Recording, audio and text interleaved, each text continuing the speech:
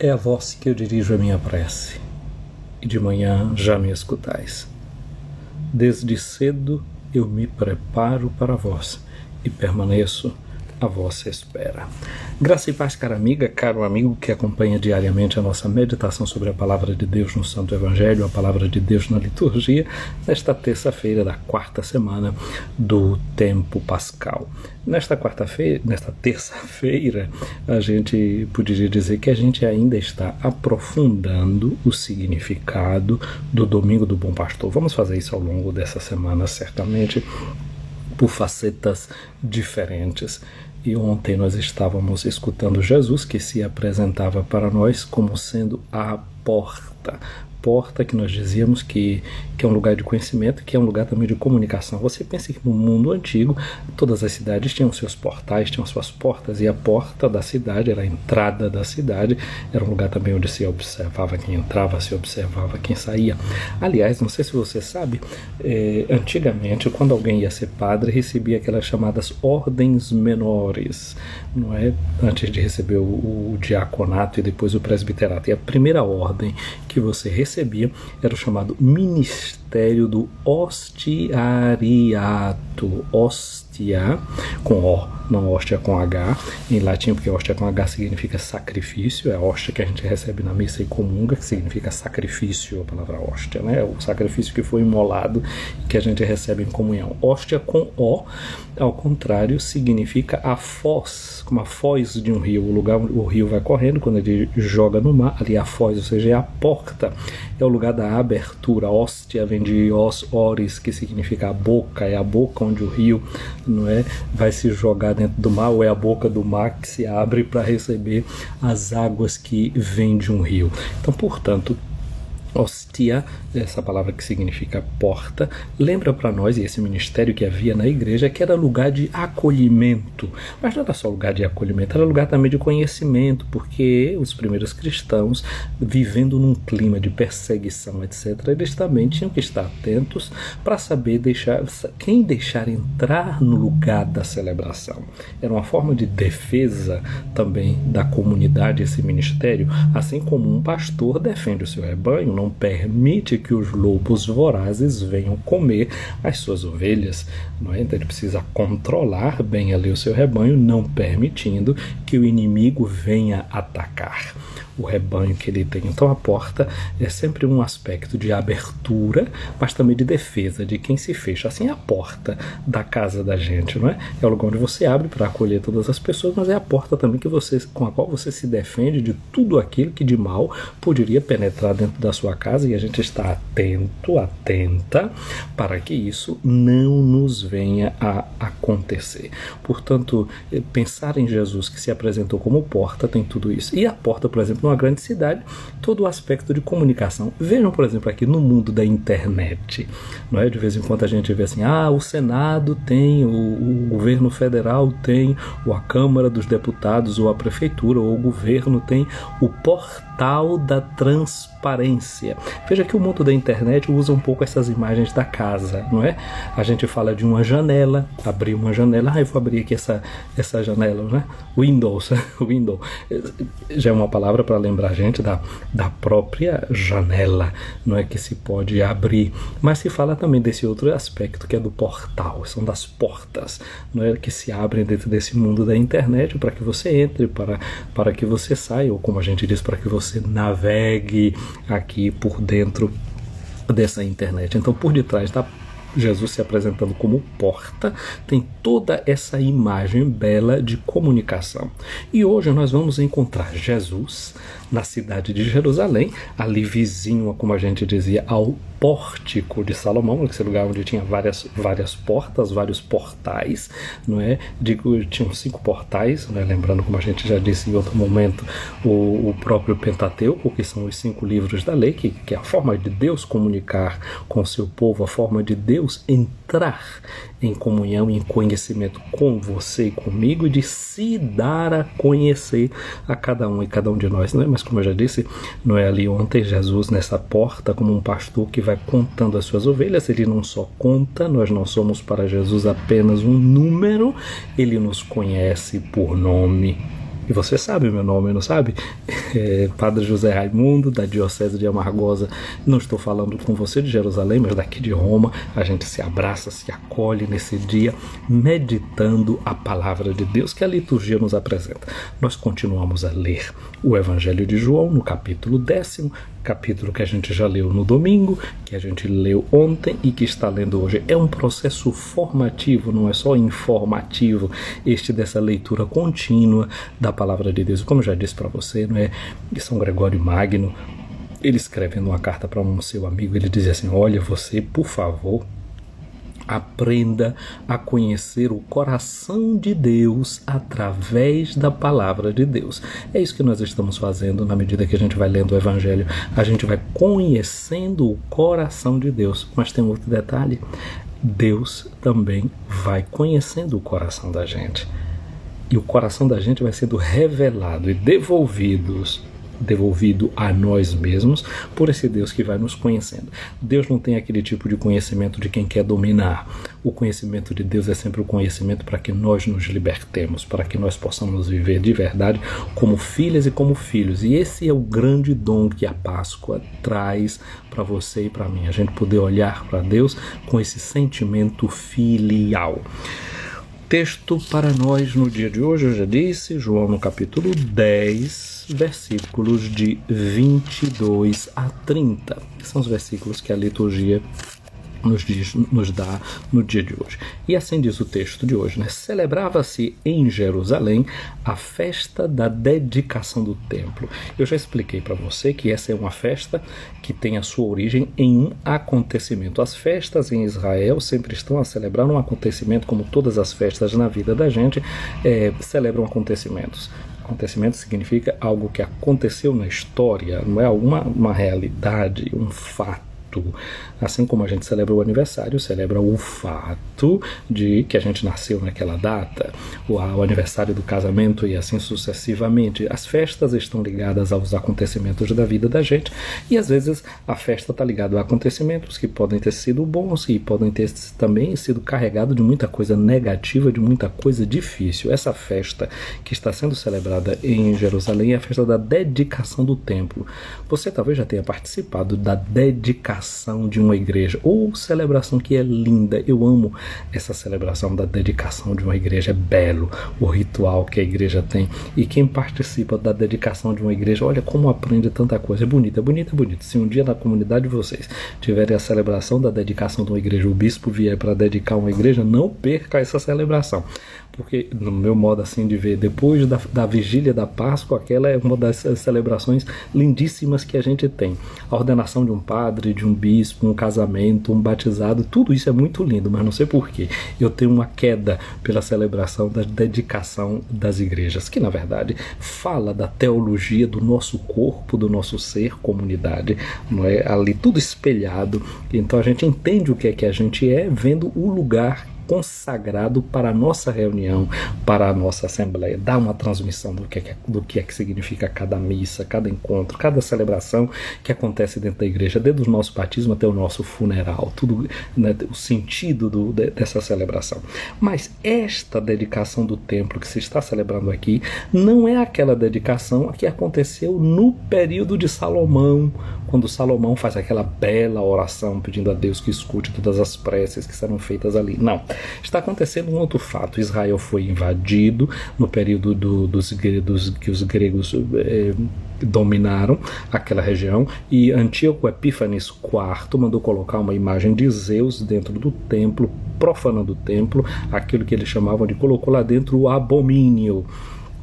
E então houve uma grande luta, uma revolução armada, não é? Uma revolução, uma luta que tem coisas lindas, por exemplo, e dolorosas, como aquela mãe dos chamados, daqueles filhos macabeus, que ela vê todos os filhos sendo eliminados diante dela, e ela dando coragem ao filho, o rei pensando que a mãe está dissuadindo o filho de não dar o testemunho, e a mãe dizendo: olha, meu filho, eu quero te dizer uma coisa, eu não sei como foi que você apareceu dentro do meu ventre, não. Quem colocou você dentro do meu ventre foi Deus. Portanto, não tenha medo de enfrentar esse tirano. E ele, que não entendia a língua da mulher, pensava que a mulher estava com medo de ver o filho morrer e estava fazendo a cabeça do filho. Ao contrário, a mãe estava dando estímulo para ele se manter mártir. Ou então, como aquele famoso ancião que disseram para ele: faz de conta que você está comendo aqui uma comida que o rei quer que você coma, que é uma comida que nós consideramos impura. Você faz de conta que comeu, a gente assina o documento e você fica livre. E ele disse: mas eu, com os meus cabelos brancos, eu desonrar estes meus cabelos brancos por causa de um punhadinho de anos que eu posso viver a mais, vai ser uma coisa de pouco tempo e depois eu vou ter que morrer de novo e vou aparecer diante de Deus como? E ainda mais dar um testemunho para os jovens, para que eles depois se corrompam. Isso eu não faço mais. Então Matatias prefere a morte a juntar mais um pouquinho de anos à sua existência. Então é belo esse período todo dos Macabeus. E essa festa da dedicação do templo justamente celebra esta vitória dessa revolução macabaica contra a invasão grega dos Seleucidas.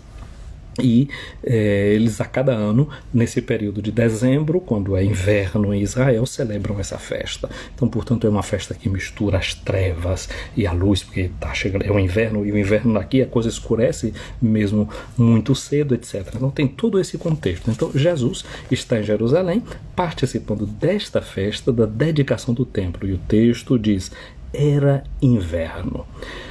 Jesus passeava no templo, pelo pórtico de Salomão. Eu já expliquei que o pórtico de Salomão significa para Israel o rei sábio, tem uma grande sabedoria. A rainha do Oriente, a rainha de Sabá, vem para conversar com Salomão. Os reis do entorno vêm e ficam admirados sempre com a sabedoria de Salomão. Salomão é o protótipo da sabedoria. Portanto, nesse pórtico de Salomão, as pessoas também vêm ali para se encontrar com os sábios de Israel, com os doutores da lei, com os escribas, para tirarem as suas dúvidas, como a gente faz nas escolas de teologia, escola da fé, que a gente tem nas comunidades da gente, nos cursinhos bíblicos que a gente vai fazendo na comunidade, na formação da Bíblia, os círculos bíblicos não é que aconteceu ali em torno desses mestres. Então Jesus está ali nesse pórtico de Salomão, onde se interrogam os sábios e os mestres de Israel. Então alguns judeus rodeavam-no e disseram: é gente que está querendo uma palavra de Jesus, né, para se sentir segura. Então eles perguntam para Jesus: até quando tu nos deixarás na dúvida? Tu és o Messias? Se tu és o Messias, dize-nos abertamente. Então, se Jesus afirma para eles: sim, eu sou o Messias, por detrás da concepção deles, quem é esse Messias? Esse Messias apareceria como um rei que tem que entrar em confronto e na luta contra os dominadores de agora. Essa festa é uma festa onde sempre reacendia as tensões políticas. Nós estamos vivendo também um período de tensões políticas. Na verdade, as tensões políticas estão mais acesas do que nunca. Tem farpa voando para tudo quanto é lado. Tem gente que se já não se entendia agora, se entende menos ainda, se desligando dos grupos de WhatsApp, não sei o que, um bate-boca daqui, o outro bate-boca de lá. Então Jesus estava vivendo também nesse período de muita tensão. E as pessoas estavam querendo que Jesus falasse abertamente. Como muita gente chega para você e quer que você declare o seu voto na raça, né? Quem é que você vai votar? Mas e daí? Por que eu tenho que lhe dizer quem é que eu vou votar? Meu voto é secreto e eu vou seguir a minha consciência, a minha formação. Os padres muitas vezes assim: me diga, padre, quem é que o senhor acha que eu devo votar? A gente está fazendo o trabalho de formação da consciência.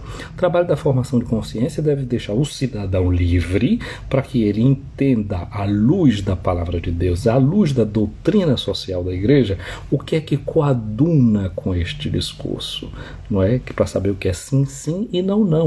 Cada um de nós tem os instrumentos que a igreja vai formando, vai colocando nas mãos da gente para usar a consciência. Mas às vezes não, as pessoas querem que a gente diga um nome, né? Porque parece que a gente gosta do cabresto. A gente não quer fazer o trabalho que é nosso, não é? De raciocinar, de tirar as consequências. Então essas pessoas estão aqui querendo que Jesus diga abertamente, diz para nós abertamente, mas Jesus já tinha feito tudo abertamente. Jesus não fez nenhuma pregação em segredo, às escondidas, não, falava publicamente. E mais do que isso, a ação de Jesus era feita à luz do dia, todo mundo via como era o comportamento de Jesus. Aí Jesus respondeu para ele: eu já vos disse, mas vós não acreditais. É mais claro do que isso, o que é que vocês querem? Somente que eu use a palavrinha e diga, agora eu preciso saber se o que eu entendo como Messias é o que vocês entendem. Quando ele abriu, pegou o pão, partiu e deu para todo mundo, queriam fazer dele rei. E ele fugiu, porque não era isso que ele queria. Não era essa a sua lógica, não era esse o seu interesse. Ele é o Messias, ele é o ungido de Deus, mas não de acordo com a nossa mentalidade para fazer aquilo que a gente quer, ou que eles queriam. Então Jesus diz assim: as obras que eu faço em nome do meu Pai dão testemunho de mim. Gente, é muito importante o que a gente faz. O que a gente faz diz o que a gente é. Na filosofia antiga, na filosofia clássica, tinha Aristóteles que dizia assim: o agir segue o ser. O agir segue o ser. Porque eu sou padre, eu posso celebrar a missa. Eu celebro a missa porque sou padre. Eu sou poeta porque faço poesia. Eu sou músico porque toco um instrumento. Eu sou uma costureira porque eu costuro. Eu sou padeiro porque faço pão. Eu sou pedreiro porque edifico uma casa. O agir segue o ser. As ações dizem aquilo que eu sou. Mas olha só o que é que Jesus diz, que as obras que ele faz em nome do seu Pai. O nome significa o ser de Deus. E se ele chama Deus de Pai, ele está dizendo: eu sou mais do que Messias. Eu sou filho de Deus. E ser filho de Deus significa dizer: na minha natureza eu sou Deus. Eu não me acontento com o título que vocês me dão de Messias. Eu revelo para vocês aquilo que eu sou em relação ao Pai. Não simplesmente em relação a vocês que se podem equivocarem na visão que podem ter de mim. Então aqui Jesus dá uma resposta que pede essa profundidade da gente em ver, sentir o que é que Jesus está dizendo. Ele diz: as minhas obras dão testemunho de mim. Quais são as obras? As obras são os sinais que Jesus opera, e esse evangelho de João é cheio desses sinais. As bodas de Caná, o filho do rei, do filho do funcionário do rei, que Jesus curou, o cego de nascença, que ele fez ver, aquele homem paralítico há mais de 38 anos, que Jesus pôs para caminhar. Todos são esses sinais. E aí, se a gente pensa nos outros evangelhos, os leprosos que Jesus cura, os surdos que ele faz ouvir, todas essas são as ações de Deus. E ainda, sobretudo, o perdão que ele traz. Lembra daquela mulher que foi flagrada em adultério? Ninguém te condenou, nem eu te condeno. Essas são as obras de Jesus. Este é o agir de Jesus, semelhante ao agir do seu Pai. Com isso também Jesus está dizendo: o que é a obra de Deus? A obra de Deus é a obra de Deus como Criador. Então significa dizer que o agir de Jesus é um agir que está recriando o mundo, está colocando uma nova ordem de acordo com a vontade de Deus em movimento, não é? A ordem de Deus: faça-se a luz, que a terra se encha, não é, de verdura, e assim, essa é a ordem de Deus, é o comando de Deus. E assim como Jesus dá o seu comando de filho, criando um mundo novo. E nós que estamos celebrando a ressurreição justamente percebemos isso. Um mundo novo começa a partir de Jesus. Essa é a obra nova que Jesus inicia, não é? Eis que faço novas todas as coisas. Mas Jesus disse: as obras que eu faço em nome do meu Pai dão testemunho de mim. Vós, porém, não acreditais, porque não sois das minhas ovelhas. Não sois das minhas ovelhas. Vocês não pertencem ao meu aprisco. Vocês não são esses que ficam aqui nesse lugar onde eu reúno. E eu já disse a vocês ontem, né, que aquele lugar onde estava Jesus, ele disse: eu vou tirar desse aprisco. Ali na língua grega, em vez de ter a palavra aprisco, como a gente vê, ele tiro vocês desse pátio. Ele estava no pátio do templo. Como que Jesus está dizendo: esse tipo de religião aqui não é a religião que eu estou vindo para fazer continuar. Eu quero tirar as ovelhas desse aprisco, elas vão me seguir. As ovelhas estão seguindo. Agora ele está dizendo: vocês, por que não estão me seguindo? Jesus está explicando: porque vocês não são minhas ovelhas. E como é que alguém se torna ovelha de Jesus? A base está aqui. Elas escutam a minha voz. O povo de Israel, o homem judeu, 3 vezes no dia ele reza: Shema Israel, Adonai Elohenu, Adonai Echad. Escuta, Israel, o Senhor é nosso Deus, o Senhor é um. Mas o mandamento é escuta. Então, o povo de Israel, apesar da devoção, apesar dessa grande religiosidade que tinham, eles não foram capazes de escutar a voz de Deus. Aquilo que o salmista diz e que nós repetimos na igreja cada dia, não é? Se hoje escutares a voz do Senhor, não fecheis os vossos corações. Quem pertence ao rebanho de Cristo não fecha o coração. Ao contrário, abre o coração. E Jesus diz, quem é das minhas ovelhas, escuta a minha voz, eu as conheço. Cria-se uma vinculação entre Jesus e as suas ovelhas, e elas me seguem. Eu dou-lhes a vida eterna e elas jamais se perderão. Nós já dissemos que a vida eterna, ela começa aqui e agora, escutando, acolhendo a palavra de Jesus. Não é? Jesus antigo viu tanto na semana passada, quem come a minha carne, bebe o meu sangue, permanece em mim, eu permaneço nele. Esse que come a minha carne não vai morrer. Olha, aqui morrer não é a morte biológica, a gente já disse isso a semana passada, é a morte espiritual, né? Porque depois Jesus disse, e eu o ressuscitarei no último dia. Como é que ele vai ressuscitar se a gente não morre? Então, aqui a morte é essa morte do coração, que não acontece com aquele que se entrega a Jesus, que segue o seu caminho, que segue a sua palavra. Então Jesus diz aqui que ele vai dando a vida eterna e esses jamais se perderão, não apodrecem, não caem, não se desvinculam, não viram uma ovelha que se perde, né, do meio do rebanho, porque continua na vinculação com o pastor. Gente, a vida eterna é uma coisa que só Deus pode nos dar. É essa vida que acontece por dentro. Não é? Se eu me torno, vocês viram na semana passada, eu todo contente aqui porque ganhei ali o meu bonsai que está ali. Já me disseram, você toma cuidado, molha, põe no sol. Tá bom, eu como jardineiro posso cuidar daquela planta, colocar as vitaminas que sejam necessárias, ponho no sol, dou a água. Mas tem uma coisa que eu não posso fazer. Eu posso dar o meu cuidado. Eu sou cuidador daquela planta, mas eu não sou o criador dela. Só Deus dá o crescimento àquela planta. E esse crescimento vem de dentro. Eu vou estar agindo por fora, como mediação. Mas Deus, o Criador, vai estar agindo por dentro daquela plantinha ali.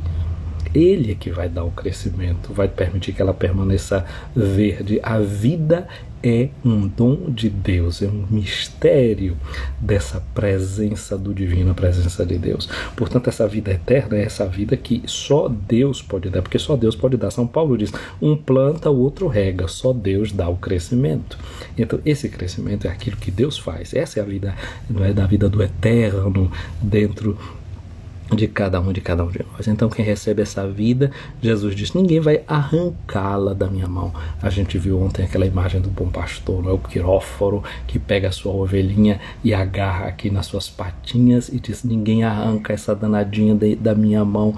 Ela pode até estar querendo se desviar, mas está feridinha aqui, nem ela se arranca de minha mão, porque ela não pode, eu vou acompanhá-la, eu vou levá-la até onde ela precisa ir. E depois aqui Jesus diz, meu Pai que me deu estas ovelhas.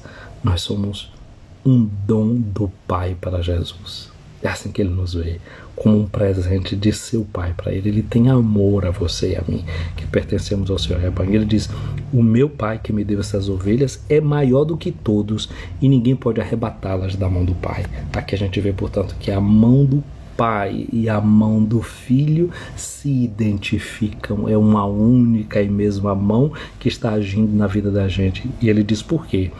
Eu e o Pai somos um. Na profecia de Ageu, não é, justamente vai estar dito isso, o meu nome é um. Então Deus, ele diz, escuta Israel, o Senhor é o nosso Deus, o Senhor é um. Esse um é o nome de Deus, é único. Portanto, Jesus está dizendo o que é que ele é. Por isso ele é mais do que simplesmente dizer que eu sou o Messias. Ele disse, eu sou o único com o Pai. E assim ele nos revela a sua divindade. Ele é filho. E aí a gente percebe uma coisa muito bela, porque ele que é pastor, mas é o pastor que é o Cordeiro, nos fez também, ao mesmo tempo, participantes desta sua vida e desta sua filiação. ele é filho por natureza. Mas você e eu, nós somos filhos por dom da sua graça. A graça de ser filhas e de ser filhos. E ninguém pode nos arrancar das mãos do Pai. Ninguém pode nos arrancar da mão do Filho. E é isso que a gente quer agradecer no dia de hoje. Essa pertença radical nossa a Jesus, que sustenta a nossa vida, que garante a nossa existência. Minha amiga, meu amigo, o Senhor esteja acima de ti para te proteger, à tua frente para te guiar, atrás de ti para te defender, dentro de ti para te acompanhar. Que a bênção de Deus Todo-Poderoso, Pai, Filho e Espírito Santo, desça sobre ti e permaneça para sempre. Amém. Eu não comentei nada da primeira leitura hoje, porque eu fiz um pequeno Reels sobre a primeira leitura, uma coisa muito breve, de 1 minuto, depois você procura aí e vai encontrar justamente quando os primeiros cristãos na cidade de Antioquia vão receber esse nome de cristãos. Aí eu falo ali uma coisa muito breve e você pode ir lá e acompanhar e meditar sobre isso. Um abraço para Ivete Mota aqui nos acompanhando, para Lilia Luna e Vilmara Sampaio, para Genilza Lisboa. E um abraço para Maria Siqueira e Edneide. Maria, nossa oração pelo seu irmão, viu? Estou rezando por ele. Aline Sampaio, um abraço para você. E para Marli Vai Souza, Mima Costa, um abraço para você nos caminhos da vida. Deus te abençoe, Marli. Leninha Novaes, um abraço para você. Aldalea, aqui em Genebra, para Cia Sérgio, Amelinha Reis, Vânia Brito, Antônia Fonseca, Dona Antônia, um abraço. Um abraço para Clarice Rodrigues. Será que Clarice Rodrigues é lá de Sapatuí, gente? Eu não sei se é Clarice de Sapatuí. Pela foto não dá para eu descobrir. Dayara, um abraço para você, um abraço para Irene Guedes e aí um abraço para Lourdes Reis, Deus abençoe. Professora Maria das Graças, Deus abençoe, um abraço para Ana Maria Barreto. Carlos Sampaio, um abraço para você também, Deus abençoe. Edneide diz aqui, por favor, reze pela minha irmã Erenice, que irá fazer uma cirurgia amanhã. Então, lembramos também de Erenice na nossa oração. Que Deus abençoe. Cláudio Queiroz, um abraço. Então, aqui Maria está pedindo oração por Aurelino, eu já me antecipei. E hoje um abraço e oração para Julival, esposo de Maria. Julival, um abraço, me lembro do casamento de vocês. Pedagogia Unifacemp, é Rita, que está aqui certamente nesse perfil, um abraço, Rita. Lucas Lima, um abraço para Isabel Fazendas e Padre Juarez, Leo Passos, um abraço para você. Que história é essa aqui de Vani, Tia Queta? Um abraço para Tereza Santana e Flávia Santana, para Mara Barreto, LN, quem mais? Maria Eureni, um abraço grande para você aí no Ceará. Seu bispo já está aqui, viu, Reni? Já vi aqui na visita de Límina, dos bispos do Ceará já chegaram. Emi Lopes Atelier, um abraço para vocês. Um abraço para Leutz Martins, aí em Santos, São Paulo. Um abraço para Sônia Santos Damasceno, um abraço para você. Gente querida, eu vou salvar aqui a nossa live. Vocês comentem, eu vou salvar e depois vou colocar no nosso canal do YouTube, o canal Padre José Raimundo Escutando a Palavra. Vamos deixar na minha página do Facebook e no meu perfil de Facebook. Me sigam, comentem, compartilhem. É o pedido de todo dia que eu faço para vocês. Gente querida, fique com Deus. Deus abençoe a todos e a cada um.